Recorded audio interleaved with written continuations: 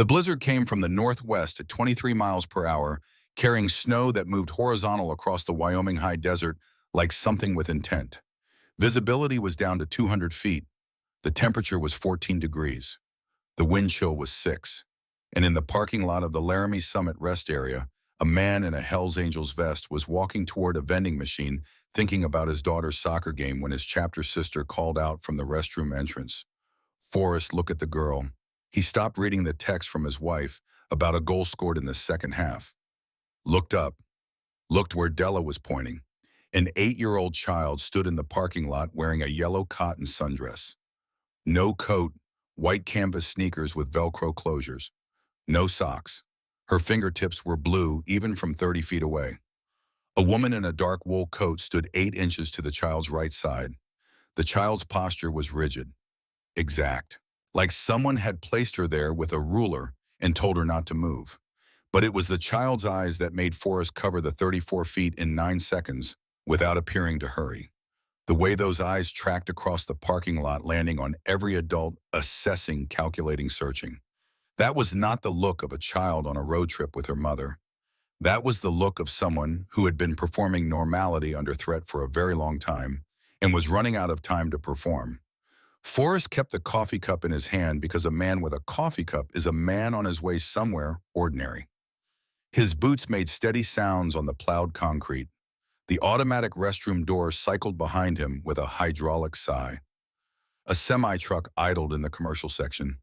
The wind howled and threw snow against the picnic shelter, and the child in the yellow sundress did not move, did not shiver, just stood perfectly still and watched him walk closer. At 10 feet, she made her decision. Her right hand rose from her side to chin height, palm facing inward, fingers together. The movement was small, controlled, practiced. The ASL sign for help performed with the precision of someone who had rehearsed it in her head for hours, waiting for exactly the right person to show it to. Forrest saw it, processed it in 1.4 seconds. His face did not change. He kept walking past the child and the woman in the wool coat, past the moment of eye contact that lasted less than a breath, straight to the vending machine 8 feet beyond them. He bought a water bottle, turned around, made eye contact with the child again. His left hand, hidden behind the water bottle, made 2 signs, not standard ASL phrasing. He assembled it from separate pieces, but the message was clear enough. I see you. The child's shoulders dropped approximately 3 degrees, from rigid to something that was not quite relaxed, but was closer to hope than she had been in 19 hours and 7 minutes. Forrest saw the change, nodded once, walked back toward the restroom building. 0 words spoken. 3.4 seconds of communication. 2 people talking across 3 feet of wind and snow in a language the woman standing between them did not speak.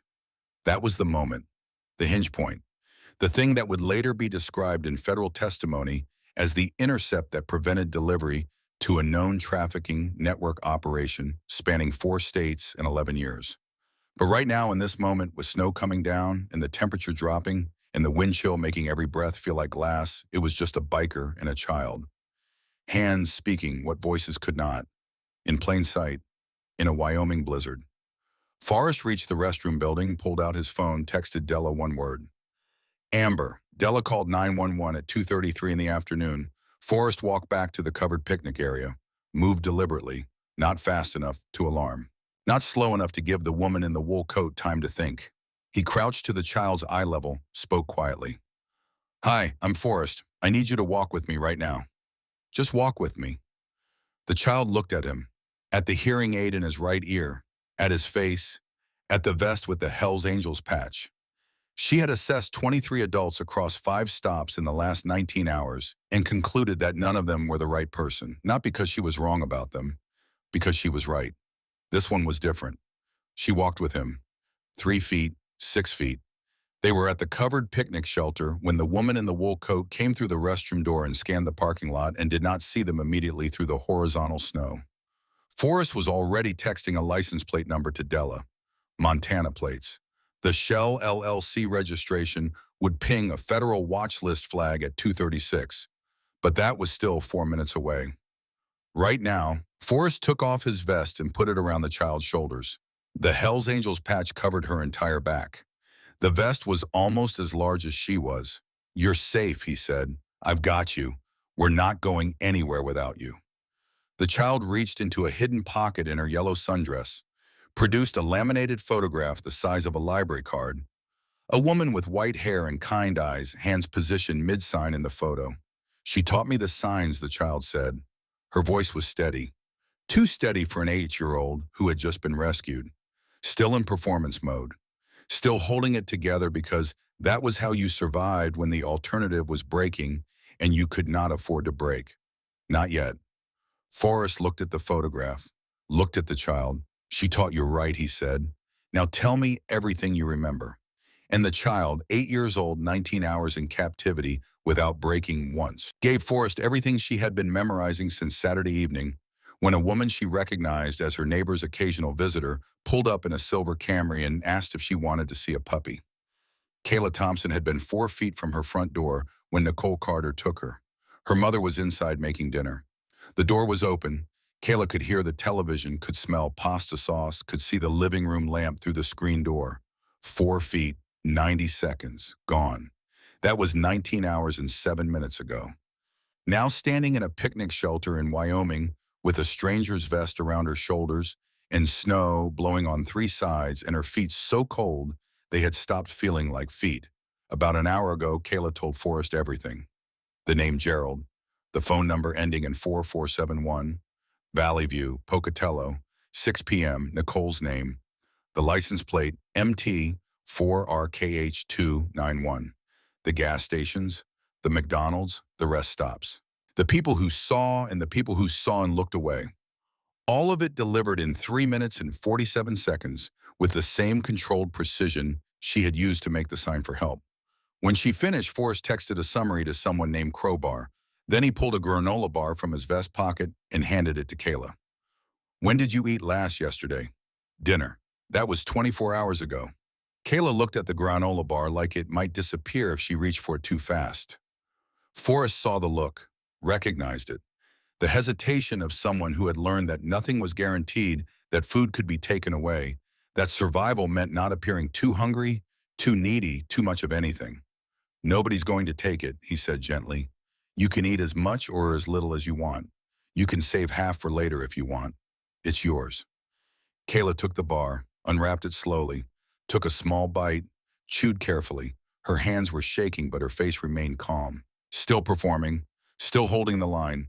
Forrest did not push, just sat beside her on the picnic bench and watched the parking lot, where the woman in the wool coat was now walking toward them.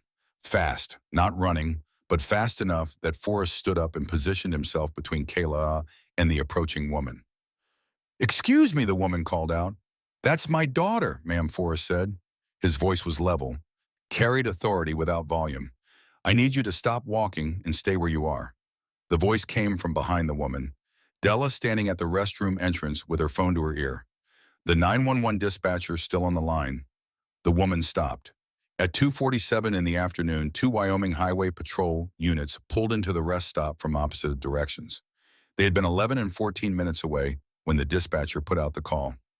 Possible child abduction, Amber Alert criteria, suspect vehicle, Montana plates, rest stop location confirmed. At 2:53, the woman who called herself Nicole Carter was in handcuffs in the back of a patrol car. Miranda rights had been read. She had asked if someone could call her neighbor about her mail, as if that were the thing that needed handling. Forrest walked to the silver Camry, opened the glove compartment, found a stuffed rabbit under a gas receipt and a pair of gloves that had been taken away from a child who was shivering badly and then given back only when approaching other people who might ask questions. Gray velveteen, one worn ear. He brought the rabbit back to the picnic shelter, held it out to Kayla without ceremony. Kayla took Harold with both hands, put the photograph of her grandmother Rose in the hidden pocket her grandmother had sewn specifically for treasures. Looked at Forrest, did not say anything. Some things do not require words. But let's go back, because Kayla did not start this story at a rest stop in a blizzard wearing a summer dress and blue fingertips. She started it 19 hours earlier on a Saturday evening in the front yard of her family's home on Rimrock Road in Billings, Montana. 7:40 p.m. February. The sky was already dark. Kayla had been outside for exactly 6 minutes testing how long she could stand on one foot with her eyes closed, because that was the kind of thing you did when you were 8, and waiting for your mother to finish making spaghetti and call you in for dinner. The silver Camry pulled up to the curb. Kayla recognized the car, had seen it parked at the neighbor's house 3 or 4 times over the past month. The woman driving was someone the neighbor knew. That made her safe enough for a 6-minute conversation about a puppy. "Hi, sweetie. Is your mom home?" Kayla looked toward the front door. It was open. She could see the television through the screen, could hear her mother humming in the kitchen. "She's making dinner." The woman smiled, warm, friendly. The kind of smile that belonged to someone's aunt or a teacher or a daycare provider, which Nicole Carter was. Licensed, 6 enrolled children, fully compliant, 0 red flags except for one complaint in 2021 that went unresolved because the documentation looked fine and Nicole presented as exactly what she was supposed to be. "I just got a puppy," the woman said. "He's in the car. Do you want to see, just for a second? Then you can go to eat dinner." Kayla loved dogs. Her mother said they could not afford one right now, but someday. Someday was Kayla's favorite word. Someday meant possibility. Someday meant a do and a bigger bedroom, and maybe a trip to see the ocean. She walked to the car, 4 feet from her front door. The woman opened the back door. There was no puppy. Kayla turned to run. The woman's hand closed around her wrist. Not rough, firm, the grip of someone who had done this before and knew exactly how much pressure was needed to control without leaving marks. "Get in the car." Kayla opened her mouth to scream. "I need you to understand something." The woman's voice was very quiet, very calm. "If you scream, if you tell anyone, if you make any signal or do anything except walk normally and answer nicely, I will go back to this house and I will hurt your mother and your grandmother Rose. I know their names. I know where they live. I know where your grandmother goes every Tuesday for physical therapy. Do you understand me?" Kayla understood. She got in the car. The woman closed the door, walked around to the driver's side, started the engine, pulled away from the curb at exactly the speed limit. Sandra Thompson came to the front door at 7:43 to call Kayla in for dinner. Kayla was gone. The Amber Alert was issued at 11:47, 4 hours and 7 minutes after the disappearance. Delayed by the initial assumption that Kayla had wandered to a neighbor's house. Delayed by the 45-minute neighborhood search. Delayed by processing time at the Billings Police Department missing persons intake. The alert went active. It propagated to Montana law enforcement immediately. It would reach the Wyoming Highway Patrol's active dispatch at 4:17 Sunday afternoon, 9 hours and 20 minutes after Forrest saw Kayla at the rest stop.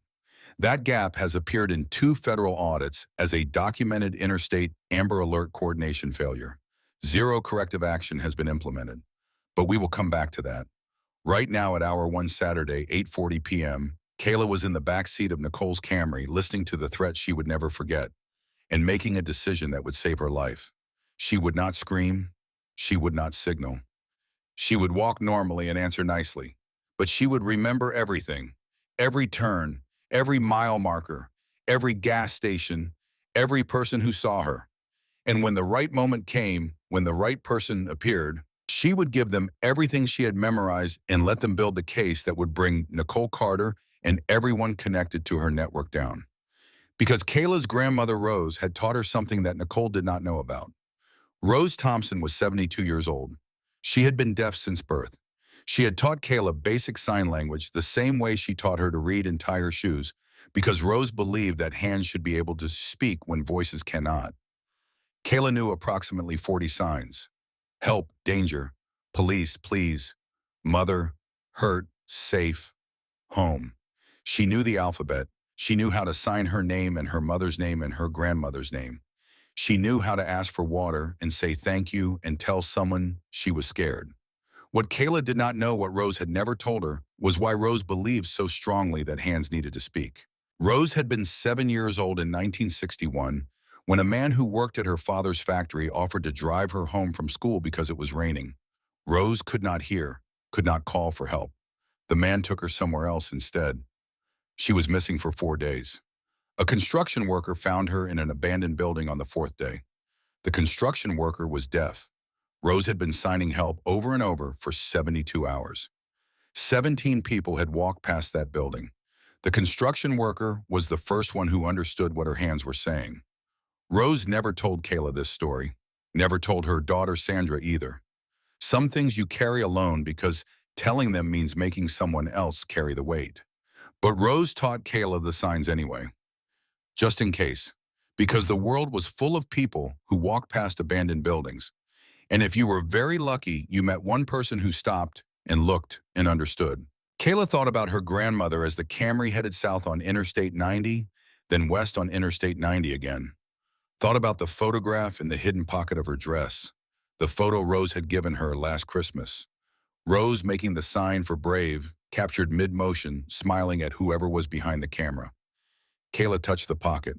The photo was still there, still safe. Her grandmother had sewn that pocket specifically for treasures. Kayla kept library cards in there, a lucky penny she found on the playground, a note from her best friend, Maya, that said, "You are the nicest person I know," in purple crayon. And now the photograph. Rose signing brave.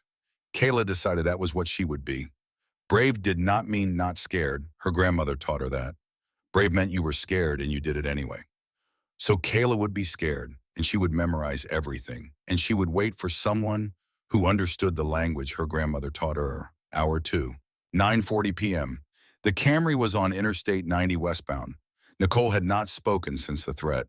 Kayla sat in the back seat and counted mile markers, watched the reflective signs flash past in the headlights. Billings, Laurel, Columbus, Big Timber. She memorized the sequence. If she got away, when she got away, she would need to tell someone where she had been. At 10:15, Nicole pulled into a gas station in Big Timber. Got out, pumped out, went inside to pay, left Kayla in the car with the doors locked. Kayla watched through the window. A man was pumping gas at the next island. He glanced at the Camry, looked away. A woman walked past with a coffee cup, made eye contact with Kayla through the window. Kayla held the eye contact, tried to make her face say help without moving, without making a signal that Nicole would see when she came back. The woman looked at Kayla, looked toward the gas station store where Nicole was paying, looked back at Kayla. Then she looked down at her coffee cup and walked to her car and got in and sat there for 47 seconds without starting the engine. Kayla counted the seconds, counted the decision happening behind the steering wheel. The woman was deciding whether to do something, whether to call someone, whether to get involved in something that might be nothing. At 47 seconds, the woman started her engine and drove away. Kayla added her to the count. Person number 3 who saw something and chose not to see. The first 2 had been at the neighbor's house, a man walking his dog as Nicole's car pulled away, a teenager on a skateboard who looked right at Kayla's face in the back window as they turned the corner. Everyone saw. Nobody stopped. Nicole came back to the car, got in, pulled out of the gas station. Kayla watched the woman's taillights disappear down the highway, thought about her grandmother, about 72 hours signing help in an abandoned building, about 17 people walking past. Kayla was not going to sign help for 72 hours. She was going to wait for the right person. The one who would stop, the one who would understand. Hour 3, 11 p.m. The Camry crossed into Wyoming. Kayla had never been to Wyoming before. Her mother said they would go someday to Yellowstone, someday to see the geysers and the bears. This was not someday. This was the wrong way to see Wyoming. Nicole pulled into another gas station. Sheridan, 1:37 a.m. hour 6. Kayla was supposed to be asleep. Nicole thought she was asleep. But Kayla had learned at hour 1 that sleeping meant not knowing. Not knowing meant missing something. Missing something might mean missing the only chance. So she lay in the back seat with her eyes closed and her breathing slow and listened to Nicole make a phone call outside the car. "I'm on schedule. Weather's slowing me down, but I'll make Pocatello by 6. Pause. Listening. She's quiet. Cooperative. No problems. Longer pause. "Gerald, I need this to be the last one. I'm telling you, I can't." Even longer pause. Nicole's voice changed. Smaller. I know what I owe. I'm just saying after this one." Pause. Valley View. Same as the last 3. "I know the protocol." Pause. Pause. "Fine, 6 p.m. Tell them I'll call when I'm an hour out." Long pause. Her voice changed again. Softer. Her name is Kayla. She's 8. She hasn't cried once. Nicole disconnected, stood beside the car for another 30 seconds, then got back in and drove. Kayla repeated the words to herself. Gerald, Valley View, Pocatello, 6 p.m., the last three. The phone number's last four digits, 4471, which she had seen on the screen when Nicole dialed. She repeated them the way her third-grade teacher taught her to memorize multiplication tables. Over and over, building the case file, waiting for the right person to give it to. She did not understand everything she had heard, but she understood enough. This was not the first time. Nicole had done this before, at least 3 times before, based on the last 3. And somewhere in Idaho, there was a place called Valley View that received children like packages. And somewhere a man named Gerald was coordinating it all. Hour 7, 2:30 a.m. Sunday morning. Kayla's feet were cold. She had been wiggling her toes every few minutes since hour 2 the way her grandmother taught her when they went ice skating last winter. Keep the blood moving, keep the feeling there. But her canvas sneakers with no socks were never meant for February in Wyoming, and the car heater only reached the front seat and her toes had started to go numb around hour 5. She did not tell Nicole, did not ask for the coat Nicole had brought. Nicole had given her the coat for 20 minutes at hour 4 when Kayla was shivering badly, then took it back when they stopped at a rest stop and there were other people around. The message was clear. The coat was not for Kayla's comfort. The coat was for appearances. So Kayla wiggled her toes and tried not to think about frostbite, tried not to think about her mother waking up to an empty house, tried not to think about her grandmother Rose getting the phone call that would break her heart. Instead, she thought about the signs, practiced them in her head. Help, danger, police, the alphabet, her name, Kayla, her mother's name, Sandra, her grandmother's name, Rose. She would need them. When the right person came, she would need to remember. Hour 10, 5:15 a.m. Dawn was starting to break over Wyoming, gray light filtering through snow clouds. The Camry pulled into a McDonald's in Casper. Nicole ordered coffee and a breakfast sandwich at the drive-thru, pulled into the parking lot, ate in the car, offered Kayla 3 bites of the sandwich and a sip of orange juice. Kayla ate carefully, did not ask for more, said thank you. Performed normality the way Nicole required. At 6:20, Nicole went inside to use the restroom, took Kayla with her, held her hand the entire way across the parking lot. Not a mother's hand, a guard's hand. The grip that said, you will not run because I will catch you and it will be worse. Inside there was a line. A man in civilian clothes stood behind them, jeans, flannel shirt, but he had the bearing of someone in law enforcement, even without the uniform. The way he scanned the restaurant, the way he stood, the weight distribution of someone who had worn a duty belt for years. He noticed Kayla's yellow sundress, leaned down. You must be cold, sweetheart. Nicole answered before Kayla could. She spilled on her coat. Kids, she laughed. The man laughed. Kayla looked at his face, saw the shape of authority in the lines around his eyes, saw 20-something years of experience, saw someone who might understand. She shook her head, very slightly, left, right. The smallest signal she could make without Nicole seeing. The man did not see it. He was looking at Nicole, listening to her explain about the spilled juice and the coat and the laundry and aren't children messy. He got his coffee, sat down at a table, did not call anything in. A neatly dressed woman with a plausible explanation and a laughing manner does not trigger the pattern match. He had 23 years of experience. He had procedures and protocols and training that said trust calm adults who make eye contact and have ready explanations. He looked at the woman instead of the child. He would remember the yellow sundress at 4:17 p.m. when the Amber Alert finally reached his personal phone. By then, Kayla would already be safe. The gap between those 2 moments, the moment he could have acted and the moment he learned he should have, would follow Wyoming State Trooper Marcus Thornton for the rest of his career.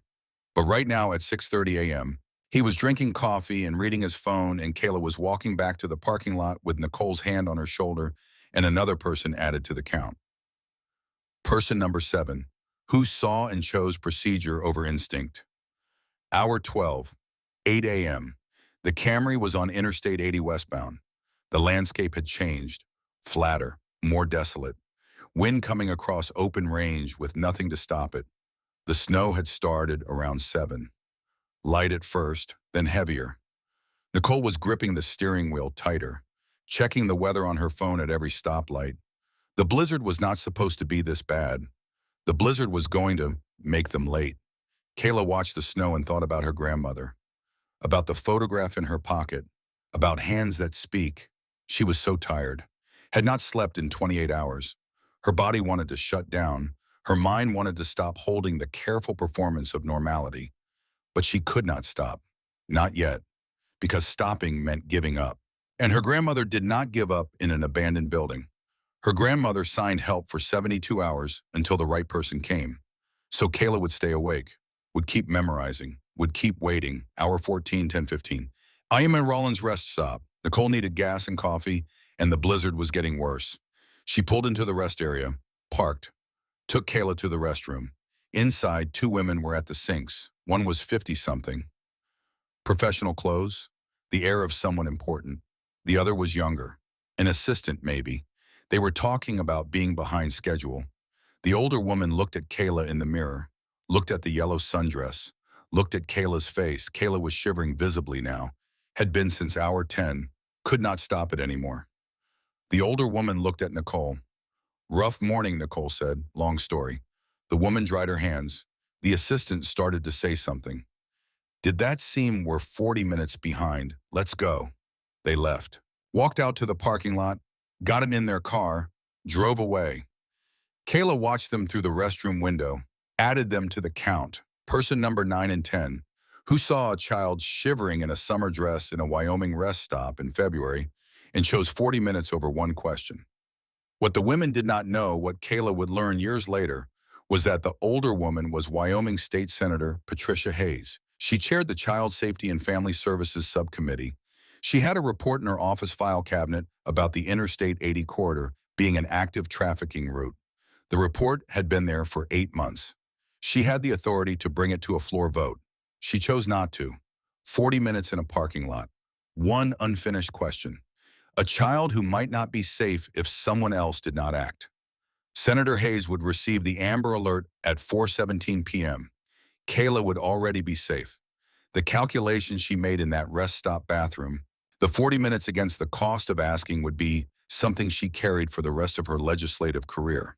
But right now at 10:23 a.m. she was driving west on Interstate 80, and Kayla was walking back to Nicole's car, and the count was at 10, hour 16, noon. The blizzard was a full whiteout now, visibility down to almost nothing. Nicole pulled over at another rest stop, not because she wanted to, because driving was becoming impossible. Kayla's feet had stopped hurting around hour 14. That was worse than hurting. Her grandmother told her once about frostbite, about how it started with pain and then went to numbness, and then you lost the feeling entirely, and that was when the damage was happening. Kayla wiggled her toes, could barely feel them, tried not to think about what that meant. Nicole sat in the driver's seat and stared at the snow and checked her phone. No signal. The blizzard had killed the cell towers. She could not call Gerald. Could not tell him they were going to be late. For the first time since Saturday evening, Nicole looked worried. She turned around, looked at Kayla in the back seat. Are you cold? Kayla nodded. It was the first honest answer she had given in 16 hours. Nicole looked at her for a long moment. Then she reached into the passenger seat and pulled out the coat, the one she had given and taken back 3 times already. She handed it to Kayla. Put this on, just for a little while. Kayla put on the coat. It was adult-sized, swallowed her entirely. But it was warm. She pulled it around herself and felt her body start to shake as the warmth hit the cold. Delayed reaction, the shivering she had been suppressing for hours. Nicole watched her in the rearview mirror. You haven't cried, she said. Not once. Most kids cry. Kayla did not answer, did not know what to say, did not know if this was a trick or a test or just an observation. Nicole was quiet for another moment. Then she said, very softly, you remind me of someone. Kayla looked at her, at the back of her head, at the reflection of her face in the rearview mirror, saw something there that had not been there before, something that looked almost like regret. But then Nicole looked away, started the engine, pulled back onto Interstate 80, and 20 minutes later, when they stopped at the next rest area, and there were people in the parking lot. Nicole took the coat back. The performance resumed. The coat had been for survival, not comfort, not kindness, just the minimum needed to deliver a product in acceptable condition. Kayla understood. She was not a child to Nicole. She was inventory, and inventory needed to arrive intact. Hour 19, 2:26 p.m., Laramie Summit Rest Area. Nicole pulled into the parking lot and put the car in park and sat there for a moment with her hands on the steering wheel. The blizzard showed no signs of stopping. They were hours behind the schedule. Gerald would be calling, would be wondering, would be angry. Nicole got out, told Kayla to stay in the car, walked to the restroom building. Kayla sat in the back seat, looked at the parking lot through snow that moved like a living thing. 11 vehicles, 4 big trucks, 3 family cars, 2 motorcycles under tarps, and people walking between buildings, moving through the storm. She had been waiting for 19 hours and 7 minutes, had assessed 23 adults across 5 stops, had memorized everything, had held herself together through cold and fear and exhaustion. And now she was looking at the parking lot, at the people, searching for the one who would understand. She saw him walking toward the vending machine, a man in a leather vest, big, moving with the deliberate ease of someone who did not need to prove anything. And on the right side of his head, visible even from 40 feet away, in the blowing snow, a hearing aid. Kayla's heart stopped, then started again. Faster. A hearing aid. Her grandmother Rose had a hearing aid, the expensive kind that Medicare helped pay for. Rose wore it every day, showed Kayla how it worked, explained that some people heard with their ears and some people heard with their hands, and some people used both. This man with the vest and the deliberate walk in the hearing aid, this man might know. This man might speak the language her grandmother taught her. Kayla watched him walk toward the vending machine, watched Nicole come out of the restroom, watched the moment converge. This was it. This was the right person, or there would be no right person. This was the moment, or there would be no moment. Her hand went to the hidden pocket in her dress, felt the photograph. Rose making the sign for brave. Okay, Grandma, okay, I'm ready. Nicole walked back to the car, told Kayla to come with her. They needed to wait inside where it was warmer, needed to wait for the storm to pass. They walked across the parking lot, Nicole's hand on Kayla's shoulder, the performance resuming, mother and daughter, road trip, everything normal, everything fine. The man with the hearing aid was at the vending machine, getting closer with every step. Kayla's grandmother had taught her 40 signs. She had practiced them in her head for 19 hours, had waited for exactly this moment, for exactly this person. At 10 feet, she made her decision. Her right hand rose from her side, palm facing inward, fingers together, moving to chin height with the deliberate precision of someone who had rehearsed this in her mind 1,000 times in the last 6 hours. The sign for help. The man saw it. His eyes met hers. His face did not change. He kept walking, bought his water bottle, turned around, made eye contact again. His left hand moved behind the water bottle. 2 signs, quick, hidden from Nicole, visible to Kayla. I see you. Kayla's shoulders dropped. The performance cracked for just a second, just long enough for hope to flood in, long enough for her to understand that she had been right. This was the person. This was the moment. Her grandmother's voice in her memory. Hands can speak when voices cannot, baby girl. Don't ever forget that. Kayla had not forgotten. And now someone was answering. Forrest Brennan walked Kayla Thompson to the covered picnic shelter through snow that cut horizontal across the Wyoming high desert. 30 feet felt like 300. Every step was wind and cold, and the knowledge that the woman in the wool coat would emerge from that restroom any second and this window of safety would close. But they made it. Kayla's canvas sneakers leaving small prints in the fresh snow, Forrest's boots breaking trail ahead of her. And when they reached the shelter and the wind dropped from a roar to a howl, Forrest took off his Hell's Angels vest and wrapped it around her shoulders. You're safe, he said. I've got you. We're not going anywhere without you. The vest was enormous on her. The patch on the back covered her from shoulders to waist, but it was warm, heavy leather still carrying Forrest's body heat. Kayla pulled it tight around herself and felt her body start to shake. Not from cold. from the sudden absence of threat, from the realization that for the first time in 19 hours, someone was standing between her and the woman who took her. Kayla reached into the hidden pocket of her yellow sundress, the one her grandmother Rose had sewn in last summer specifically for treasures. Her fingers found the laminated photograph, pulled it out, held it so Forrest could see. She taught me the signs, Kayla said. Forrest looked at the photograph. An older woman with white hair and kind eyes, hands positioned mid-sign. The shape of it suggested brave, though the motion was frozen mid-execution. He looked from the photograph to Kayla, at this 8-year-old child who had just survived 19 hours by being smarter and stronger than most adults he knew. She taught you right, he said. Now tell me everything you remember. And Kayla told him.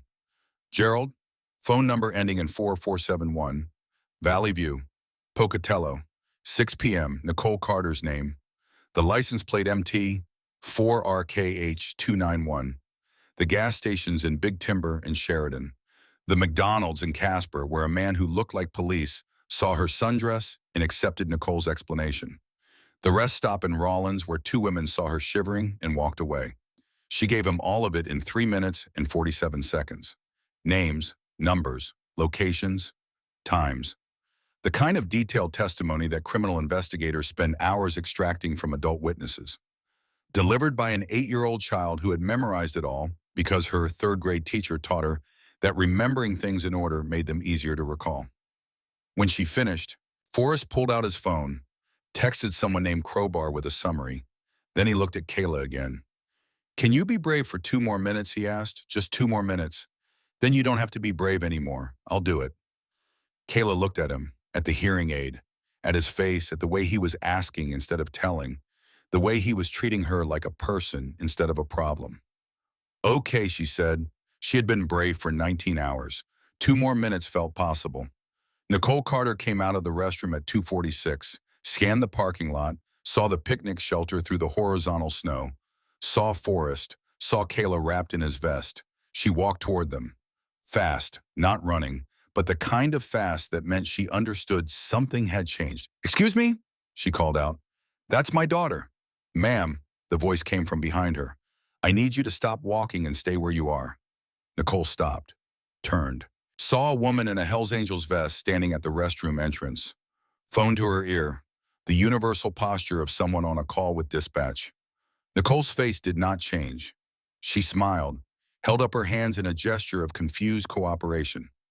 I think there's been a misunderstanding, she said. That's my daughter. We're just traveling through. She gets cold easily, and this nice man was helping her warm up. The woman did not lower her phone. Ma'am, you need to stay where you are. Law enforcement is on the way. Nicole's smile held, but something behind her eyes shifted, the calculation happening in real time.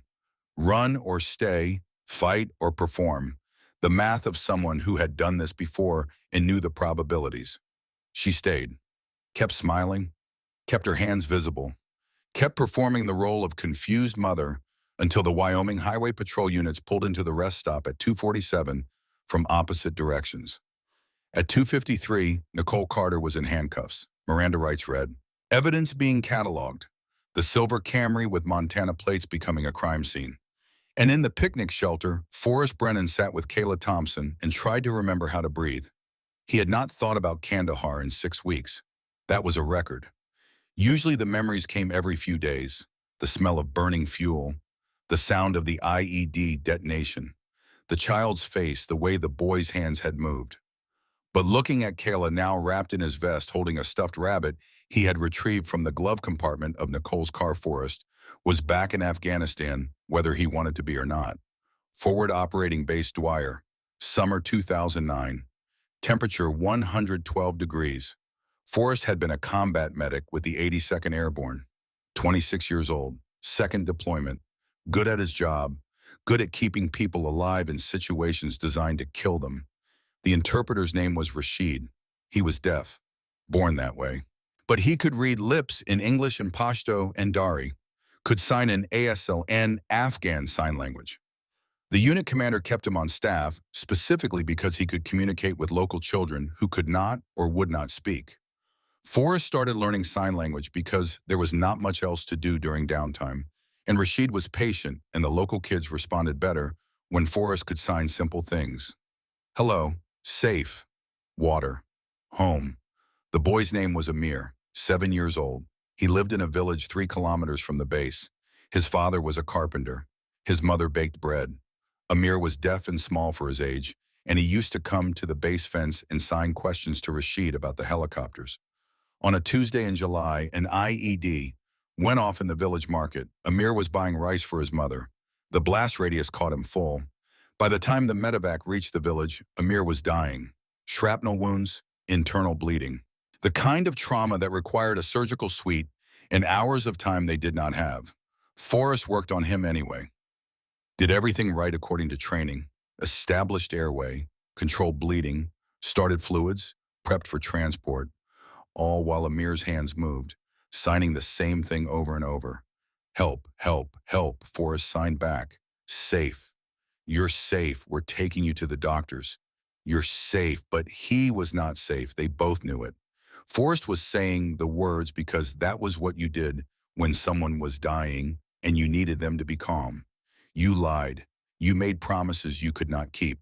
You held their hand and told them everything would be fine while their blood pressure dropped and their breathing shallowed and the light went out of their eyes. Amir died in the helicopter. Forrest was holding his hand when it happened. The boy's last sign was not help, it was thank you. Forrest had carried that for 14 years. The weight of a child who died while Forrest lied to him. The question of whether honesty would have been kinder.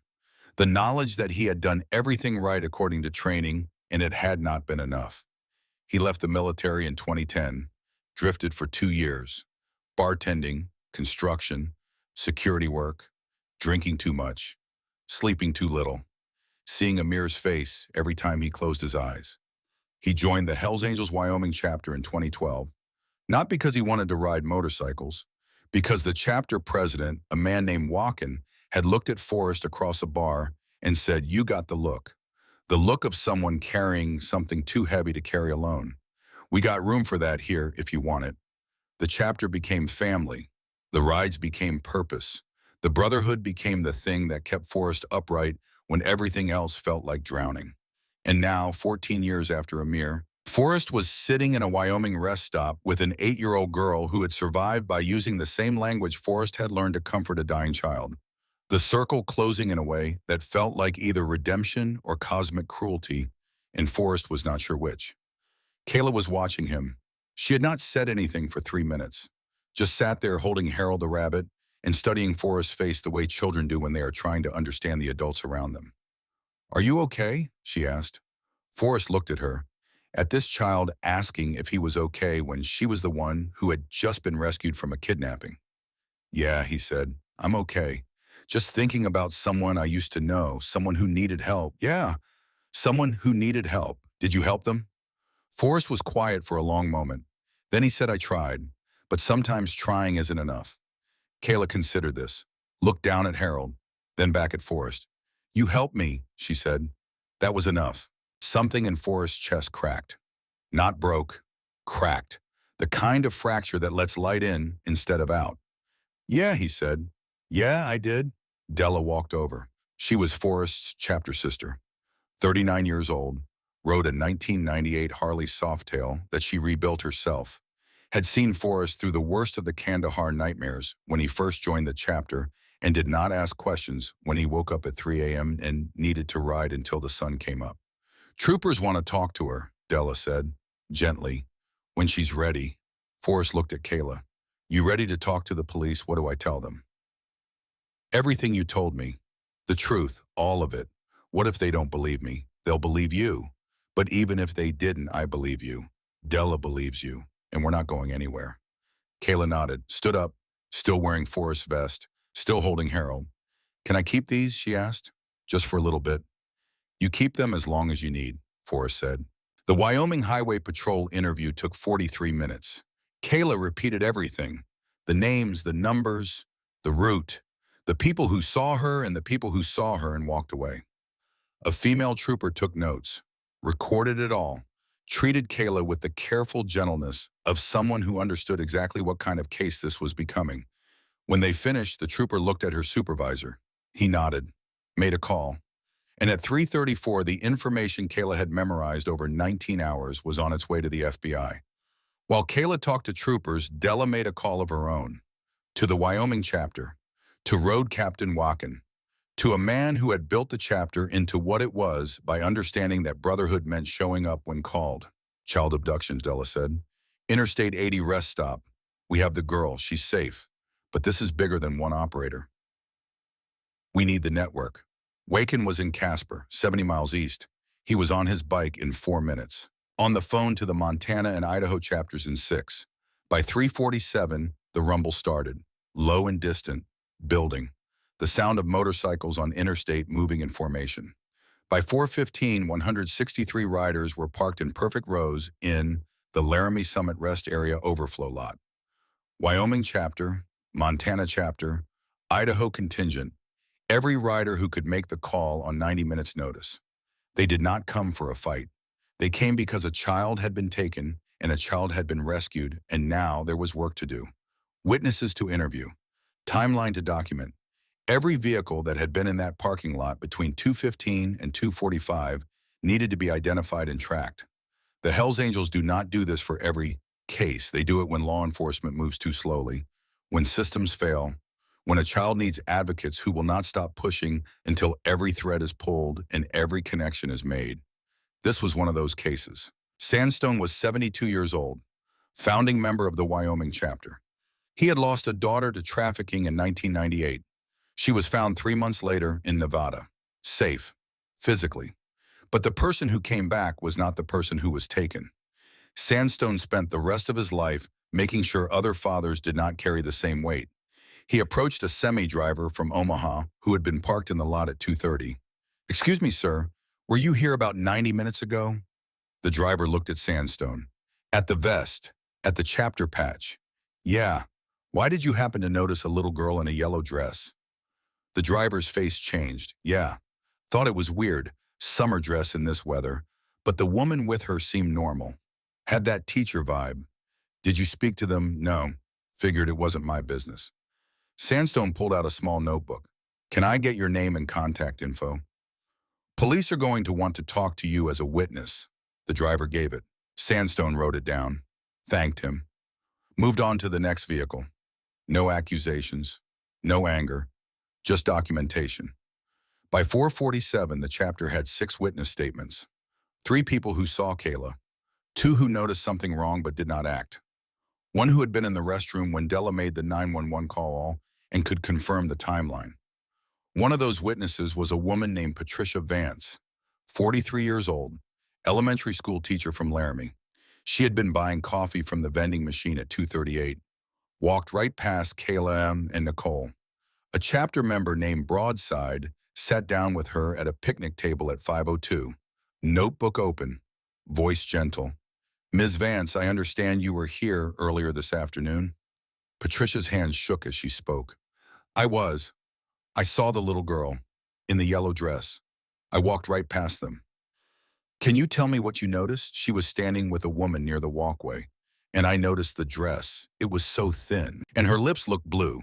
But the woman with her was smiling, talking normally. So I thought maybe they'd just come from somewhere warm, that they hadn't expected the weather." "Did you speak to them?" "No. I got my coffee and I left. I got in my car and I drove away." Patricia looked at her hands, and I kept thinking about that dress, kept thinking something felt wrong. But I told myself I was being paranoid, that I was seeing problems that weren't there. Ms. Vance Broadside said quietly, "You weren't paranoid. You were right." Patricia's eyes filled. "I should have stopped. I should have said something." "You're saying something now. And what you're telling me, the blue lips, the thin dress, the exact time, that's evidence. That matters. But she's already safe. Someone else saved her." Broadside leaned forward. "You want to know what this does? This statement proves the child was in visible distress in a public place. Proves the perpetrator was performing normally to blend in. When this goes to trial, your testimony shows the pattern. It matters." He slid the notebook across the table. "Will you write down everything you remember?" Patricia took the pen, started writing. The second witness was harder. Marcus Thornton, off-duty Wyoming State Trooper, the man from the Casper McDonald's at 6:30 a.m., who had seen Kayla's sundress and accepted Nicole's explanation about a spilled coat. A chapter member named Flintlock, former federal prosecutor, 16 years in DOJ Child Exploitation Unit, found him at 5:34 p.m. Marcus was still at the rest stop, sitting in his personal vehicle, staring at his phone. The Amber Alert was on his screen. He had been staring at it since 4:17 p.m. when it came through. Flintlock knocked on the window. Marcus looked up, saw the Hells Angels vest rolled down the window. "You're the trooper," Flintlock said. Not a question. Marcus nodded. "Mind if I sit?" Marcus unlocked the passenger door. Flintlock got in, closed the door, sat in silence for 30 seconds. "Then how long have you been sitting here since the alert came through? You saw her this morning in Casper." Marcus's jaw tightened. "How did you know the girl told us? Described you, said you had the bearing of someone in law enforcement, even in civilian clothes." Flintlock paused. "She said she tried to signal you." Small head shake. "You didn't see it." Marcus closed his eyes. "I saw a woman with a child. The woman was calm, had an explanation made. Eye contact, laughed. Every training indicator said safe, so I didn't push. Training indicators fail when the perpetrator knows what they are." "I know." Marcus's voice cracked. "I know that now." Flintlock pulled out a small recorder. "I need you to give a statement.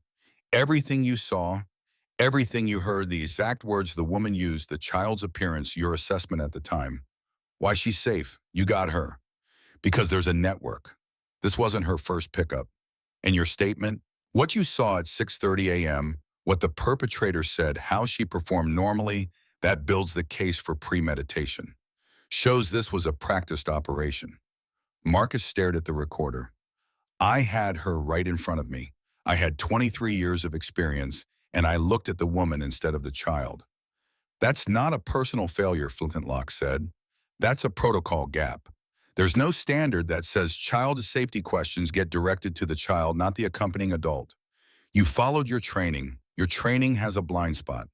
We're going to make sure that gets fixed." Marcus pressed record. He talked for 11 minutes. When he finished, Flintlock said, "The FBI is going to want this." "You good with that?" "Yeah. One more thing.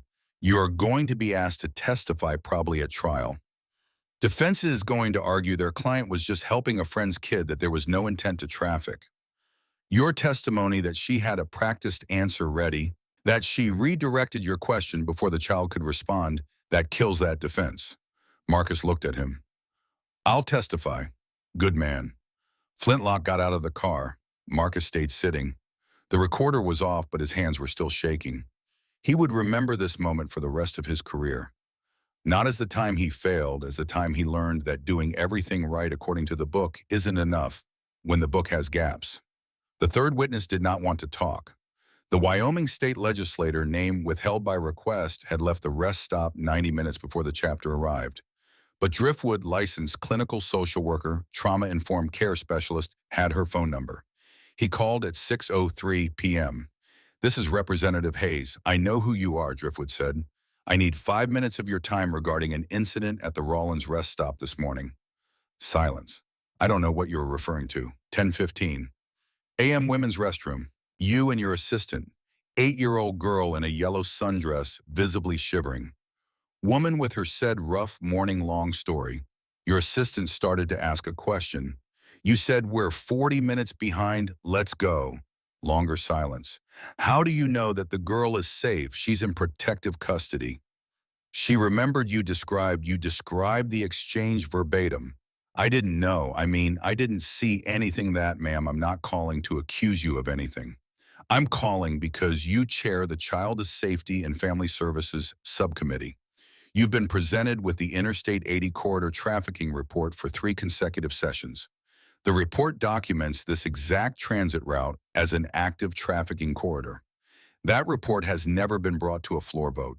That report has budget implications, and the data isn't complete enough to. The data is ironclad. Federal audit, multi-agency confirmation. And this morning, you looked at a child in a summer dress at a Wyoming rest stop in February and chose your schedule over the question your assistant was about to finish asking." The legislator's voice went cold. "I don't appreciate the implication. I'm not implying anything. I'm stating facts. You saw something, you made a calculation, 40 minutes in a parking lot versus stopping to ask one question. I need you to understand something. That calculation had a cost. The child you saw is safe because a biker who learned sign language read a hand gesture you didn't see. Not because the system worked. The system, your subcommittee, your unfinished report, your 40-minute calculation, that system was 9 hours behind when it needed to be real time. Silence then quietly. What do you want from me? Bring the report to a floor vote this session. No more delays, no more budget concerns, no more 40-minute calculations. Kids are dying on that corridor. You have the power to change that. Use it, he disconnected. The legislator sat in her office in Cheyenne, phone still to her ear, listening to dead air. At 6:47 p.m., she pulled the Interstate 80 corridor traffic report from her file cabinet. Read it for the fourth time. This time she did not put it back. While the witnesses were giving statements, Crowbar was in his apartment in Cheyenne, turning a license plate into a road map. Crowbar was 41, former NSA contractor, the kind of digital forensics specialist who left government work because he got tired of being told what he was not allowed to find. He pulled the Shell LLC registration for Montana plate 4RKH291 in 6 minutes, traced it to a woman named Nicole Carter, daycare provider, fully licensed, 0 red flags on paper. But Shell LLCs do not register vehicles. People do. Crowbar pulled Nicole's financials, found payments, $8,400, deposited 3 times in the last 18 months, always 2 weeks after a child went missing in Montana. He traced the payment source, a business account, Howarth Wealth Management, Boise, Idaho, registered to a man named Gerald Howarth. Crowbar called his contact at the FBI, former colleague, owed him more than one favor. I need you to run a name. Gerald Howarth, Boise financial advisor. I think he's coordinating something big. What kind of something? Trafficking network? Multi-state. We just pulled a kid out of a car in Wyoming. The car traces back to him. Send me everything you have. By 6:03, the FBI had opened an active case file. By 6:52, they had a search warrant for Gerald Howard's office and a surveillance team on his house. But we are getting ahead of ourselves. Let's go back to the rest stop. Because while Crowbar was pulling digital threads and the FBI was mobilizing and the chapter was interviewing witnesses, Kayla was in an ambulance on her way to Cheyenne Regional Medical Center. Core temperature 96.4 degrees. Mild hypothermia, early frostbite on the toes of both feet. Dehydration, exhaustion. The ER doctor looked at her chart and said quietly to the attending medic, another 2 to 3 hours of exposure, and we'd be treating moderate hypothermia. She managed herself remarkably well. Della rode with her. Forrest followed in his truck. Neither of them said much during the drive, just kept Kayla talking. About her grandmother, about Harold the rabbit, about anything except the last 19 hours. At the hospital while doctors worked, Forrest stood in the waiting room and looked at his phone. A text from Crowbar. 3 words. We got him. Forrest called back. Got who? The coordinator, Gerald Howarth, financial advisor in Boise. He's been running this network for at least 3 years. 8 acquisitions we can confirm.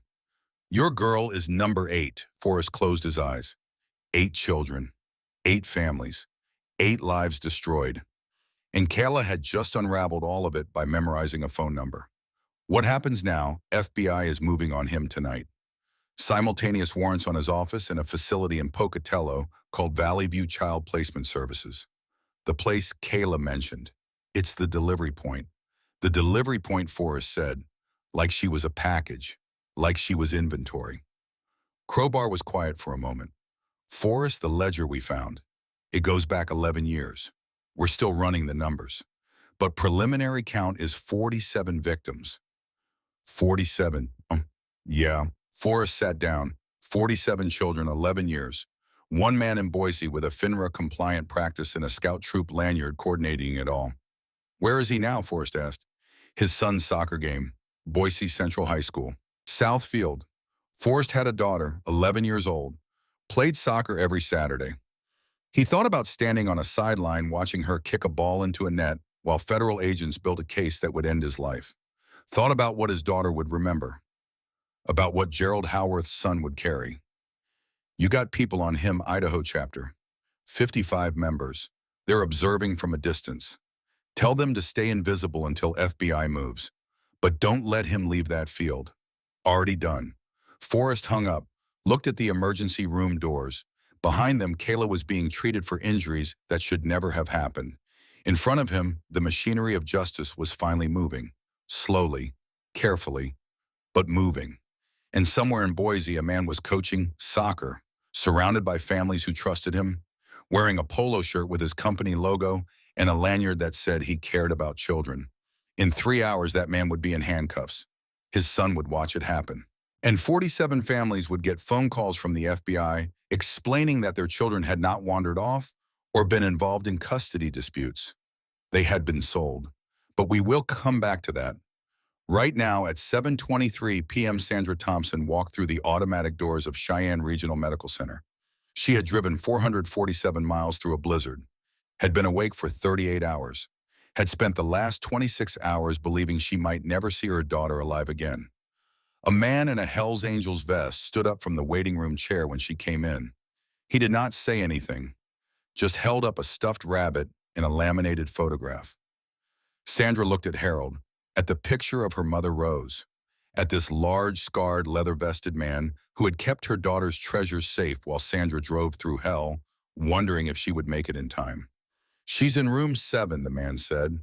"They're finishing the exam. She asked for you." "And she asked for these." He handed the rabbit and photo to Sandra. Sandra took them. Her hands were shaking. "Thank you," she said. Her voice broke. The man nodded. "She's the bravest kid I've ever met, and I need you to know what she did, how she survived, the way she held it together for 19 hours. That's not luck. That's her. She saved herself. We just showed up." Sandra pressed Harold against her chest, walked toward room 7. Behind her, Driftwood licensed clinical social worker, trauma-informed care specialist, member of the Wyoming chapter for 8 years, sat back down and waited. He would stay until Sandra was ready to leave, would give her his card, would make sure Kayla had access to therapists who specialized in trafficking cases, would check in every week for the next year, because that was what the chapter did. They did not just rescue, they stayed. In room 7, Sandra pushed open the door, saw her daughter sitting on an exam table, hospital gown, IV in her arm, face pale, but alive, breathing. "Safe," Mom Kayla said. Sandra crossed the room, pulled her daughter into her arms, held her the way you hold something you thought you lost forever. Held her and cried and did not let go for a very long time. Kayla did not cry, not yet. She was still in survival mode, still holding the performance together because letting it go meant breaking and she was not ready to break. But she held her mother, held Harold, kept the photograph of her grandmother Rose where she could see it. And for the first time in 19 hours, she let herself believe that maybe this was actually over. At 10:04 p.m., 3 black SUVs pulled into the parking lot of Boise Central High School. The soccer game had just ended. Families were packing up. Kids were grabbing water bottles and gear bags. Gerald Howarth was standing on the sideline checking his phone. Still no message from Nicole. She should have called hours ago. Something was wrong. FBI Special Agent Rebecca Keene stepped out of the lead vehicle, flanked by 4 agents. They walked across the parking lot, past the bleachers, past the parents, past the children, straight toward the field. Gerald looked up, saw them coming. His face did not change. He slipped his phone into his pocket, smiled, started to turn toward his son. "Gerald Howarth." He stopped. "FBI, I need you to come with me." 23 families watched. 18 children turned to look. Gerald's son stood 15 feet away holding a soccer ball. "I think there's been a mistake," Gerald said. His voice was calm, friendly, the same voice he used at PTA meetings. "I'm happy to help with whatever this is about, but right now I'm coaching my son's game. Mr. Howarth, you're under arrest for conspiracy to commit human trafficking, operation of a criminal enterprise, and wire fraud." The parents in the bleachers went silent. Gerald's smile did not move.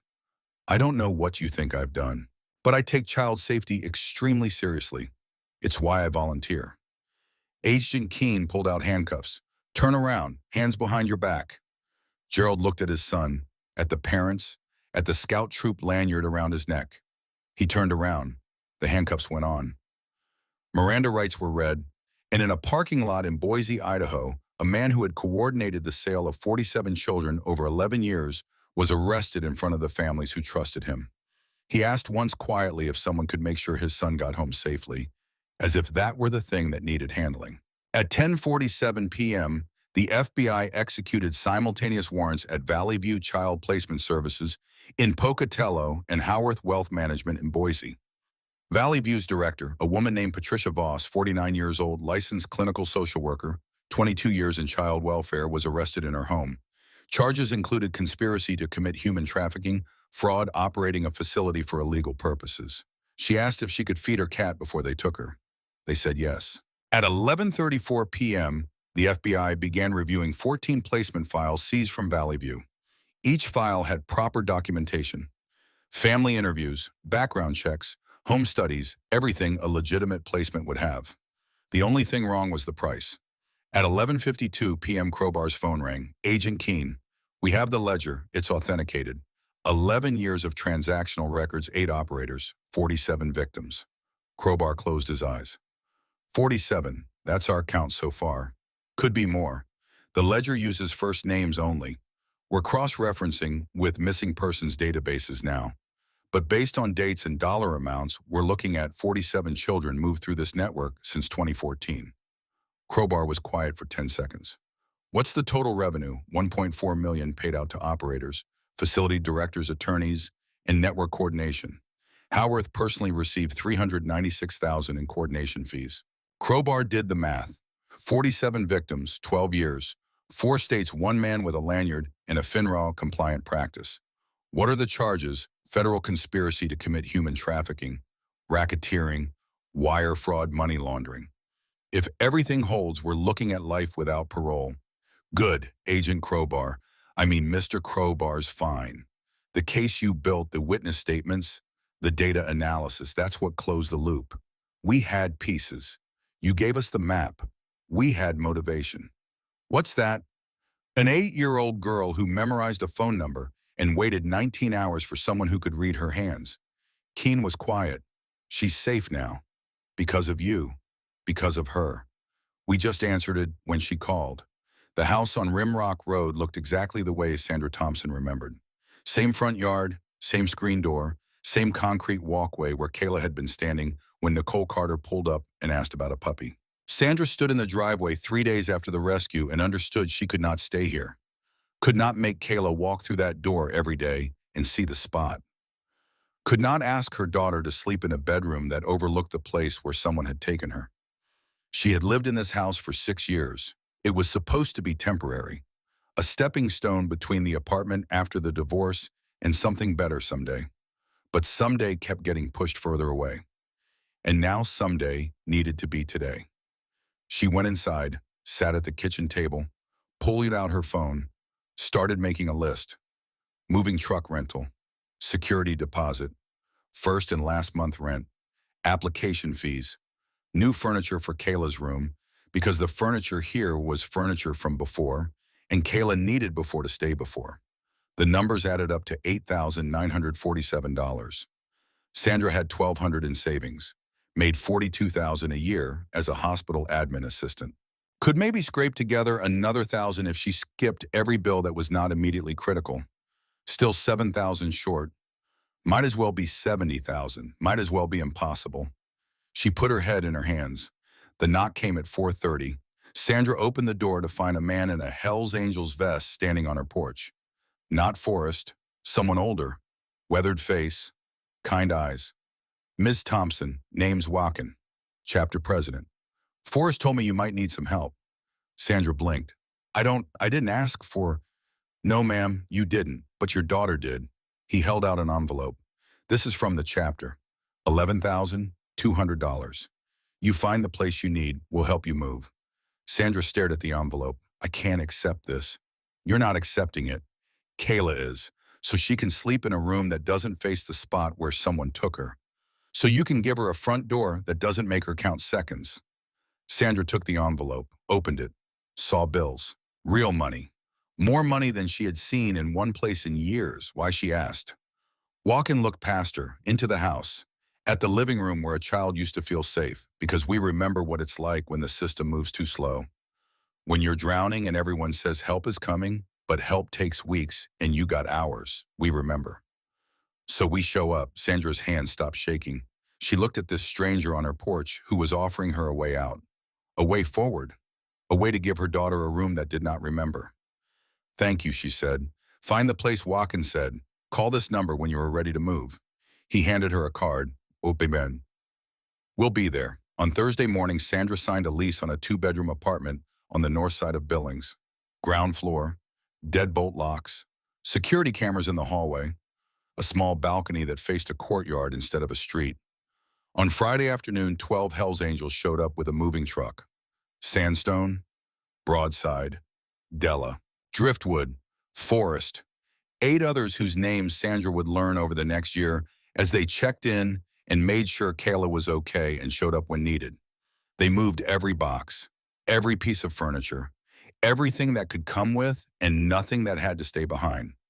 By 6 p.m., the apartment was set up, bed assembled, desk in place, kitchen organized, everything done. Forrest found Sandra in the kitchen unpacking dishes. She, okay, he asked. Sandra looked toward the hallway. Kayla was in her new room, door open, standing at the window looking out at the courtyard. I don't know, Sandra said. She hasn't cried yet. Not once. She's been talking, eating, acting normal. But she won't let Harold out of her sight. Won't take off the bracelet Sandstone's granddaughter made for her, and she keeps checking the locks. That's normal, Forrest said. She's still in survival mode. The breakdown will come when her brain finally understands she's safe enough to stop performing. When will that be? Could be days, could be weeks. Forrest paused. You got someone for her to talk to. I called the number Driftwood gave me. Therapist who specializes in trauma. First appointment is Monday. Good. And Sandra, when she does break, when it finally hits her, that's not a bad thing. That's her body letting go of what it's been holding. Let her. Don't try to fix it. Just be there. Sandra nodded, turned back to the dishes. Forrest started to leave, then stopped. My daughter is 11, he said. Plays soccer, loves science, wants to be a veterinarian. About 6 months ago, she asked me why I have nightmares, why I wake up at 3 a.m. and go for rides. He was quiet for a moment. I told her about Afghanistan, about a boy named Amir, about how I couldn't save him. And you know what she said? What she said, maybe you couldn't save him, but you learned how to save other people. Maybe that's what he taught you. Forrest looked toward the hallway, at Kayla standing at the window. Your daughter is going to carry this. That's not something you can prevent, but she's also going to carry what she did, how she survived, how she waited for the right person and made it count. That's not trauma. That's strength. Make sure she knows the difference. He left. Sandra stood in the kitchen and thought about her daughter at the window, about the difference between carrying weight and carrying strength, about how sometimes they were the same thing. Kayla turned away from the window, walked into the kitchen, still holding Harold. I like it, she said. The room, the apartment, all of it. Good, Sandra said. You're safe here. Kayla looked at her mother, at the boxes still unpacked, at the new kitchen that did not smell like the old one, at this place that had no memories of before. Can we stay here, she asked. For a long time, as long as you want, Sandra said. Kayla nodded, went back to her room, closed the door, not all the way, just enough to have a space that was hers. Sandra heard the lock click, heard Kayla testing it, once, twice, 3 times, making sure it worked, making sure the door would hold. The trial happened 6 months later. Federal Court, Eastern District of Wyoming. The United States versus Gerald Howarth, Nicole Carter, Patricia Voss, and 5 other operators whose names meant nothing to Kayla, but everything to 46 other families. Kayla did not testify in person. Too young, too traumatic. But her video testimony recorded with a child psychologist present played on day 3. 17 minutes. Every detail she had memorized. Every name. Every number. Every moment. The jury watched in silence. Watched an 8-year-old explain how she survived 19 hours by being smarter than the adults who were supposed to protect her. When it finished, 3 jurors were crying. The judge called a recess. Patricia Vance testified on day 6. The elementary school teacher from Laramie who had walked past Kayla at the vending machine and driven away with the image of blue lips haunting her. I saw her, Patricia said. Saw the dress. Saw that something was wrong. And I told myself I was being paranoid. I told myself it wasn't my business. I got in my car and I left. The prosecutor was gentle. What changed? I got a call from a Hells Angels member asking if I'd seen a little girl in a yellow dress. And I realized I had a choice. I could keep being the person who walked away, or I could be the person who came back and said something. Why did you come back? Because someone else didn't walk away. Someone stopped. Someone helped. And the least I could do was tell the truth about what I saw. Patricia looked at the jury. I can't fix that I left, but I can make sure what I saw matters now. Marcus Thornton testified on day 8. The Wyoming state trooper who had seen Kayla at the McDonald's in Casper and accepted Nicole's explanation about the spilled coat. I had 23 years of experience, he said. I had training that said trust calm adults. Trust people who make eye contact and have ready explanations. So when the woman said her daughter spilled on her coat, I believed her. I laughed. I walked away. His voice cracked. I walked away from a child who tried to signal me. The prosecutor gave him a moment. What did you learn? That experience isn't enough. That training has blind spots. That we're taught to trust the wrong things. He looked at the jury. There's no protocol that says ask the child directly. There's no standard that says separate the adult from the kid and make sure the answers match. We're trained to trust performances. And traffickers know that. What needs to change? Everything Marcus said, the protocols, the training, the assumption that someone who looks normal is safe, all of it. The defense tried to argue that Nicole was coerced, that she owed money to Gerald, that she was a victim too. The jury deliberated for 4 hours, guilty on all counts. Gerald Howarth got life without parole. Nicole Carter got 45 years. Patricia Voss, the Valley View director, got 38. The 5 other operators got sentences ranging from 15 to 25 years. At sentencing, the judge looked at Gerald. You operated a criminal enterprise for 11 years. You sold 47 children. You used your position as a community volunteer to identify vulnerable families. You used your financial practice to launder money. You convinced yourself you were helping these children find better homes. He paused. You destroyed lives. Systematically, deliberately, for profit. There is no sentence I can give you that will undo that harm, but I can make sure you never do it again. Life without parole was read into the record. Gerald's son was not in the courtroom. He was 17 now, in therapy, living with his aunt, trying to understand how his father could coach soccer on Saturdays and coordinate child trafficking on Sundays. Nicole looked at Sandra before the marshals took her away. Mouthed the words, "I'm sorry." Sandra did not respond, just held Kayla's hand and watched them lead Nicole out. Later in the parking lot, Kayla asked if her mother believed the apology. I don't know, Sandra said. Does it matter? Kayla thought about it. Thought about 19 hours in a car with a woman who threatened her and hesitated and called her by name at the end. Thought about how people could be cruel and broken at the same time. Maybe, Kayla said. Someday. 18 months after the rescue, Kayla was in 6th grade at Billings Central Middle School. She had been in therapy for a year and 3 months, had stopped checking locks compulsively after month 7, had stopped having nightmares about yellow dresses and rest stops after month 10. She still carried Harold, still wore the bracelet Sandstone's granddaughter made, still kept the photograph of her grandmother Rose in whatever pocket or backpack or locker was closest. But she was better. Not fixed. Better. There was a difference. On a Tuesday in September, she was walking to her locker when she saw a girl sitting on the floor outside the counselor's office. The girl was maybe 10, small for her age, holding her backpack like it was the only thing keeping her together. Kayla recognized the look, had worn it for 19 hours. The combination of terror and hope and exhaustion. The face of someone who had been failed enough times to stop expecting anything but hadn't quite given up yet. Kayla sat down on the floor beside her. Hi, I'm Kayla. The girl looked up, didn't say anything. You okay? I'm fine. The automatic answer. The performance. You don't look fine. You look like I looked when I was waiting for someone to notice I needed help. The girl's eyes went wide. I'm not. Kayla pulled a card from her pocket. Driftwood's card, the one he'd given her 19 months ago. I'm not asking you to tell me anything. But if you need help, there are people who will listen. This man is a counselor. He specializes in helping kids who've been through things that are hard to talk about. If you call him and tell him what's happening, he will help, I promise. How do you know? Because I called him, Kayla said, and he showed up. The girl took the card, looked at it, put it in her pocket. Thank you, she whispered. The counselor's door opened. Mrs. Ramirez stepped out, saw Kayla sitting with the girl. Kayla, thank you for keeping Emma company. Emma ready to come in? Emma stood, looked at Kayla one more time, then walked into the office. Kayla watched the door close, stood up, went to her locker, got her books, went to class. Did not think about it again until 3 months later when Emma sent her a letter. 3 sentences, written in careful handwriting on lined paper. You were right, he listened. I'm safe now.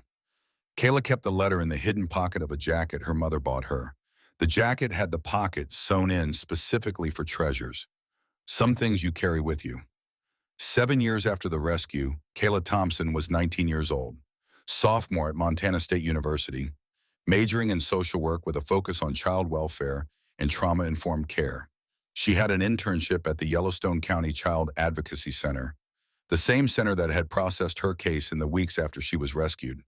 Her supervisor was a woman named Rachel Kim, 12 years in trafficking cases, the kind of experience that meant you had seen everything and were still surprised by how much worse it could get. On a Tuesday in October, Rachel called Kayla into her office. We have a new case. Girl just came in, 15 years old, recovered from a placement facility in Nevada yesterday. She won't talk to the investigators, won't talk to the counselors, but she keeps asking if there's someone here who's been through it. Rachel looked at Kayla. Only if you're ready. I won't ask you to do this if it's going to... I'm ready, Kayla said. The girl's name was Sophia. She sat in the interview room with her arms crossed, staring at the wall. The same controlled stillness Kayla remembered from the rest stop. The same performed normality. The same eyes that tracked everything and showed nothing. Kayla sat down across from her, didn't say anything for 10 seconds. Then my name is Kayla. 7 years ago, I was taken from my front yard in Billings. I was 8. I was gone for 19 hours. I was being transported to a placement facility in Idaho when I made a hand sign to a stranger in a rest stop parking lot. That stranger read the sign. I'm here because he did. Sophia's eyes shifted. Looked at Kayla for the first time. You're the girl, Sophia said. The Wyoming case. Yeah. I'm her. How did you know who to trust? I didn't. I made a guess. I assessed 23 adults over 5 stops and concluded that 23 of them weren't the right person. And then I saw someone who looked at me like I was a person who needed help instead of a problem to ignore. So I took a chance. What if he hadn't known sign language? Then I would have tried something else. Or I would have waited for the next stop. Or I would have kept memorizing license plates and phone numbers until someone finally listened. Kayla leaned forward. Because that's what you do when the system moves too slowly. You build your own case file and you wait for someone who can use it. Sophia was quiet for a long moment. I memorized things too, she said finally. What did you memorize? Addresses, phone numbers, names. The woman who ran the facility, she thought I was sleeping. But I heard her on the phone. I heard names. I heard dollar amounts. I remembered all of it. Kayla pulled out a notebook, slid it across the table with a pen. Write it down. Everything you remember. Every name, every number, every address. And then we're going to give it to the investigators, and they're going to use it the same way they used mine. Sophia picked up the pen. She wrote for 43 minutes. When she finished, she had filled 11 pages. Rachel Kim read those pages at 4:17 p.m. By 6:30, the FBI had opened a new case file. By 9 p.m., they had identified 3 additional facilities in the same network. 6 months later, Sophia testified at a federal trial. 11 people were convicted. The network that had operated for 14 years across 6 states was dismantled. At the sentencing hearing, Sophia asked if she could make a statement. The judge said yes. Sophia stood, looked at the defendants, looked at the prosecutor, looked at the gallery where Kayla was sitting in the back row. 7 years ago, a girl my age made a hand sign in a parking lot and someone answered. I heard about that case.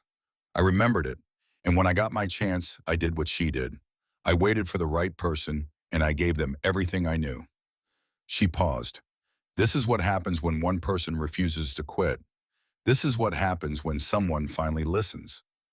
She sat down. After the hearing, Kayla met Sophia in the hallway outside the courtroom. You did it, Kayla said. We did it, Sophia said. You taught me how. They stood in the hallway, two women who had survived 19 hours and 14 years, two women who had refused to quit, two women who had waited for the right person and made it count. They didn't say anything else. Some things don't require words. Forrest Brennan was 51 years old when he sat in the parking lot of Cheyenne Regional Medical Center and looked at his phone. The message was from a number he didn't recognize. My name is Sophia. 7 years ago, you saved a girl named Kayla. She just saved me. Thank you for teaching her how. Forrest read it twice, put the phone down, looked at the sky.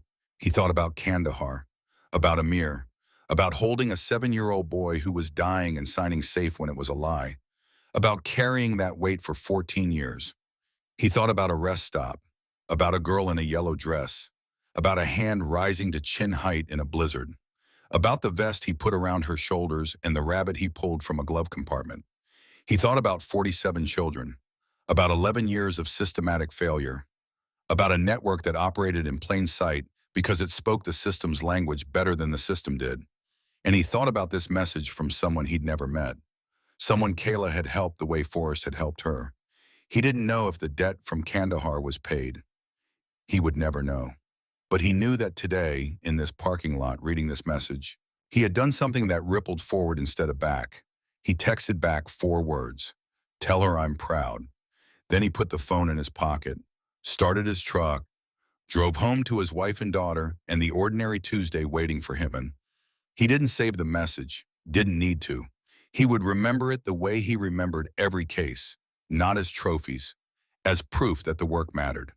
At Montana State University, in a small classroom on the 3rd floor of the social work building, Kayla Thompson stood in front of 15 undergrad students and taught them something their textbooks had not covered. This is the sign for help. Hand to chin, palm inward, fingers together.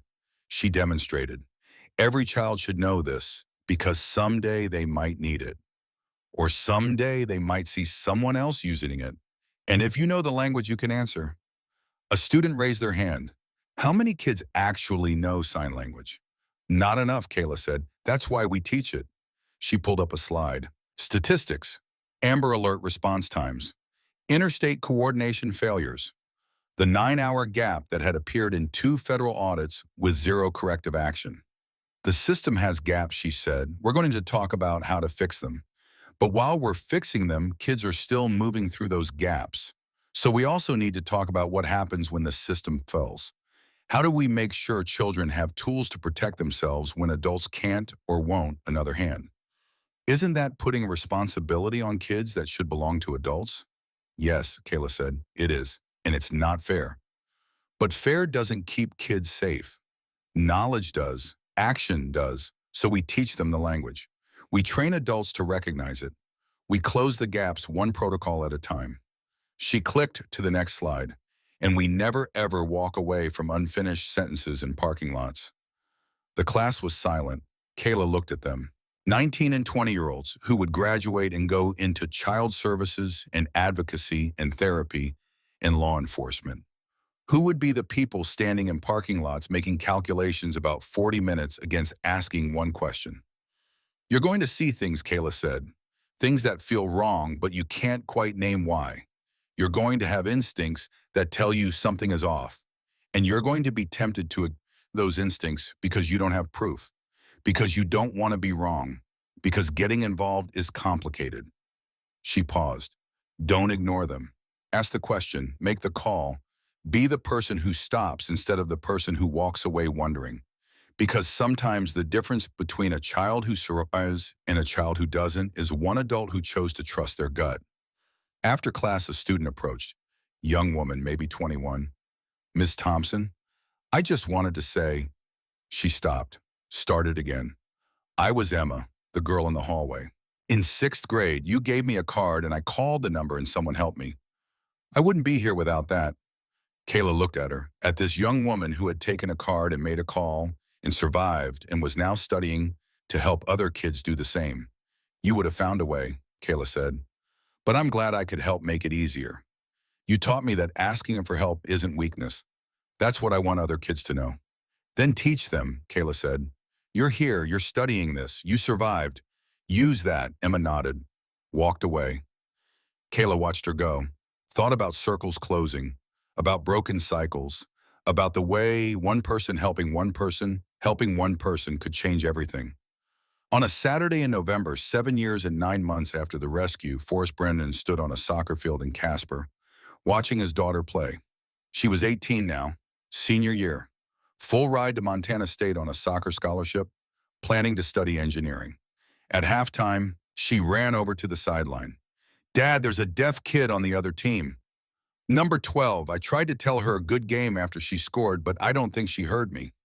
Forrest pulled off his vest, walked to the opposing sideline, found number 12, waited until the girl looked at him, then signed, "Good game. You play well."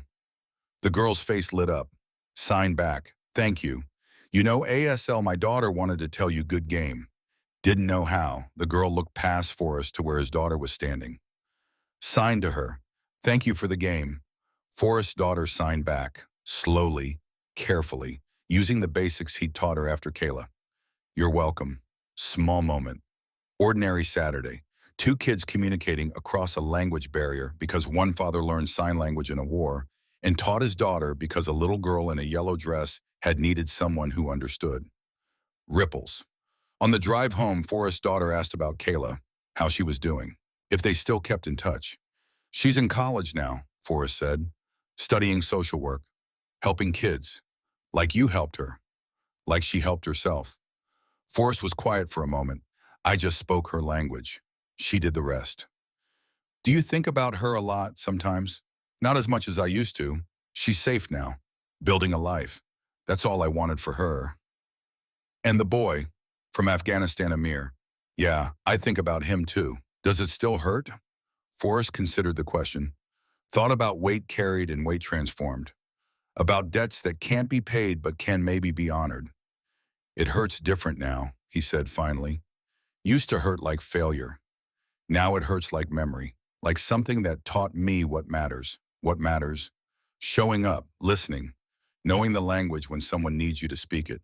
His daughter was quiet. "Then I'm glad you showed up for her. Me too." In Billings, Montana, Sandra Thompson stood in her living room and looked at the boxes. Kayla was packing for college. Montana State, social work program, full scholarship, plus grants, plus work study, leaving in 2 weeks. The apartment was full of everything Kayla had accumulated over 7 years. Clothes and books and the stuffed rabbit Harold, who was worn thin but still present. The bracelet from Sandstone's granddaughter. The photograph of Rose that had been laminated and relaminated 3 times as the edges wore through. "You sure you have everything?" Sandra asked. Kayla looked around her room, at the blue walls, at the window that faced the courtyard instead of the street, at the locks she had stopped checking compulsively 4 years ago, but still tested occasionally just to remember they worked. "Yeah," she said. "I'm sure." Sandra helped carry boxes to the car, helped load them, helped her daughter prepare to leave for a life Sandra had spent 7 years making possible. When the last box was loaded, Kayla turned back to the apartment. "Thank you," she said, "for moving, for staying, for all of it." "You don't have to thank me." "Yes, I do." Kayla looked at her mother. "You gave me a room that didn't remember. You let me heal at my own pace. You didn't push. You just stayed." "That's everything." Sandra pulled her daughter into a hug, held her the way she'd held her in the hospital 7 years ago, held her and let her go, because that was what you did when your child was ready to leave. "You call if you need anything," Sandra said. "I will." And Kayla, when you help those kids, when you teach them the language, make sure they know it's not their job to save themselves. But if they have to, they can. "I will," Kayla said. "I promise." At Montana State, in a dorm room on the 3rd floor of Langford Hall, Kayla unpacked her boxes, put Harold on the desk, hung the photograph of Rose on the wall, set up her laptop and her textbooks and her life. The first week was orientation, meeting roommates, learning the campus, sitting through lectures about academic integrity and student resources, and how to navigate college. The second week was classes. Introduction to social work, human development, trauma-informed care. Kayla took notes, raised her hand, participated. In trauma-informed care, the professor asked the class to introduce themselves and share why they chose social work. Kayla waited until everyone else had gone. Then she said, "My name is Kayla Thompson. I'm from Billings. I'm here because when I was 8 years old, I was kidnapped. And someone who knew sign language saw me make a hand signal and saved my life. I want to make sure other kids have someone who understands when they need help." The class was silent. The professor said quietly, "Thank you for sharing that." Kayla nodded, sat down, didn't elaborate, didn't need to. After class, 3 students approached, each with their own story, each carrying their own weight. Each here because someone had helped them and they wanted to help others. That was how it started, slowly. Connection by connection, story by story, building the network that would become Kayla's life's work, teaching children the language of help, training adults to recognize it, closing the gaps one protocol at a time, being the person who stops instead of the person who walks away. The rest stop still looks the same. Laramie Summit, Interstate 80 westbound, covered picnic area, vending machines, the blizzards still come. The temperature still drops. Visibility still goes to nothing. The system still has gaps. Amber alerts still delay. Coordination still fails. People still walk past children in distress because the adult with them performs normality.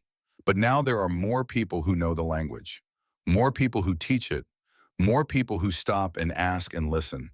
Forrest Brennan is 51, still rides, still wears the vest, still thinks about Amir, still thinks about Kayla, still shows up when called. Sandra Thompson is 47, still works at the hospital, still lives in the apartment with the locks and the courtyard view, still keeps Kayla's room ready for when she visits. Kayla Thompson is 19, studies social work, interns at advocacy centers, teaches sign language to children, carries Harold and Rose's photograph in the weight of 19 hours transformed into purpose. And somewhere in classrooms and parking lots and rest stops and offices and homes across Montana and Wyoming and Idaho and every state where children need someone to see them, people are learning the language. Hand to chin, palm inward, fingers together. Help, one sign, one person, one moment of being seen.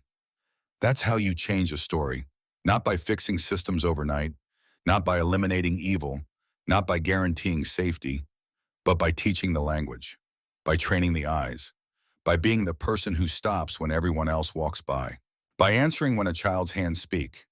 Because protection doesn't always wear a badge. Sometimes it wears a vest and knows how to read silence. An 8-year-old girl stood in a Wyoming rest stop parking lot in a yellow sundress, her fingertips blue from cold, and raised her hand to her chin in a language most people don't speak. Today, she's 19, studying to become the person who teaches that language to every child she meets. The rest stop looks the same. The blizzards still come. The system still moves too slowly. But now there's one more person in the world who knows how to answer when a child signs for help. And that, in the end, is how you save a life, one hand at a time.